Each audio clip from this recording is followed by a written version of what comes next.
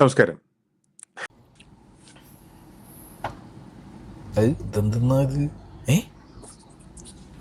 ശരി. ഓ ക്യാമറ, ഇത് ഇന്നലെ ലൈവ് തുടങ്ങിയപ്പോൾ ഇയാൾ കാണിച്ച പരിപാടി. അത് തുപ്പലും കൂട്ടിയിട്ട് ക്യാമറ തുടച്ചു വിട്ടിക്കുക.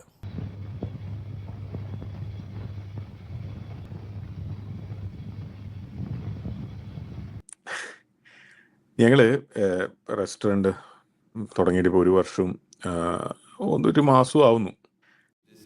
അതുകൊണ്ട് ഇപ്പം എന്താ?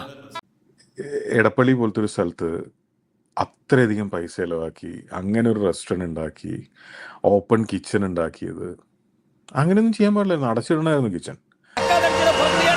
ஒரு ஊர் பெரிய மனுஷன் முன்னாடி வேடிக்கையா பாக்குறீங்க. இந்த அநியாயத்தை நான் தட்டி கேட்காம விட மாட்டேன்டா. டேய், உங்களே என்ன நினைச்சிட்டீங்க?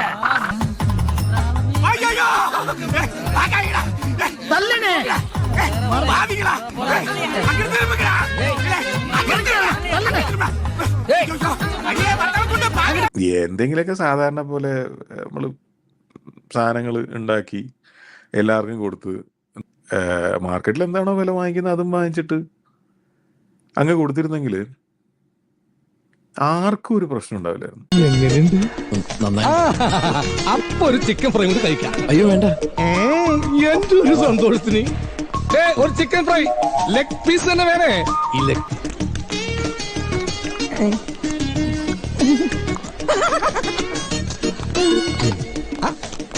ഇതൊക്കെ ഇപ്പൊ പ്ലേറ്റിലായ എന്താ ബില്ലേ?